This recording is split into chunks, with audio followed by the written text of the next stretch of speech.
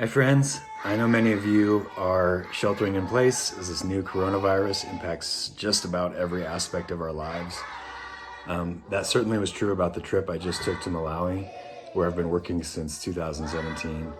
I hosted a retreat for 14 young pastors from around the country, trying to create space for them to learn from one another and share their challenges and grow together.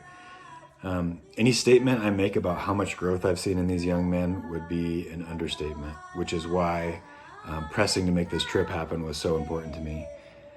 As the virus spread here in the US and new countries were registering cases by the day, I feel like I really snuck through a very narrow window of travel.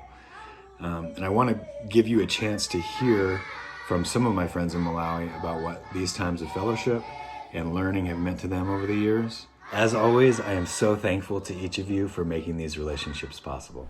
In Africa, this evangelism is very easy. You can bring many people on board or in your church, but discipleship becomes a hard job unless someone who is experienced like Joel comes and walks with them through the discipleship steps. And we have really enjoyed these 3 or 4 years that has been coming. The pastors have really matured.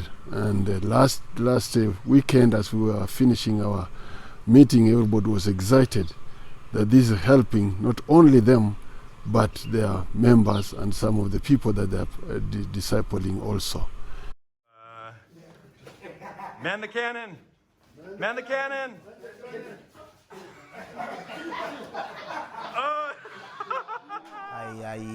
I am learning to be sometimes to be silent, to listen from God a lot.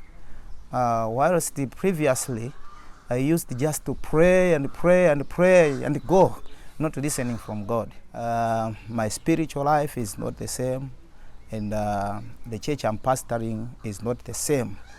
I just came to wonder sometimes why this is happening in this good way. Then I realized that it's the training which I receive each and every year from next. Now, since he started, we see that young people are really rooted, and also now their churches are doing much better than it used to do.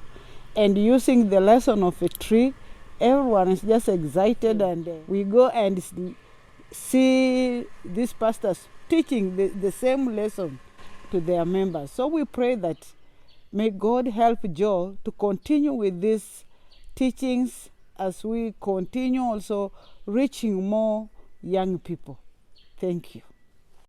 The time where we met Joe when he came for the first time, there was no coordination between young pastors.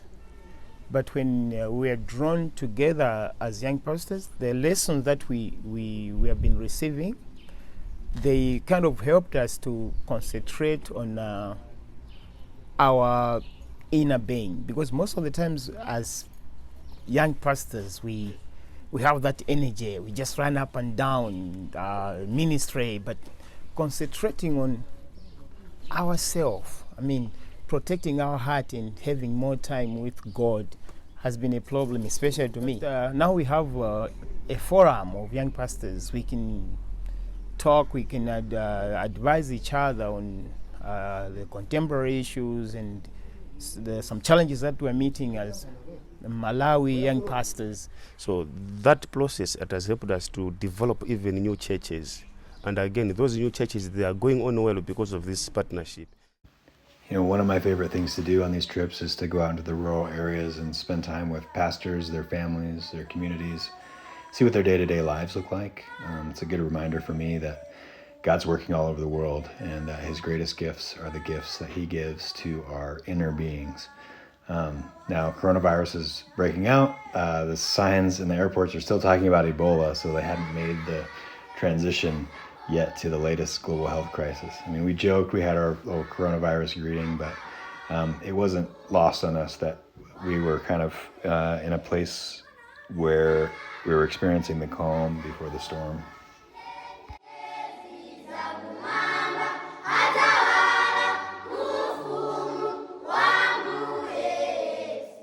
kind of feel like I came back to a different country than the one I left, as the number of COVID-19 cases went from 500 to 20,000 while I was gone. It was really an eerie experience walking through an empty JFK airport and boarding an empty flight to Denver, and then landing in a snowy blizzard in Denver. It's just a strange, harsh new reality that we're living, a scary one. But just reminded that God is writing a bigger story in the hearts of his people. So we would like to request your prayers and support for this program to continue.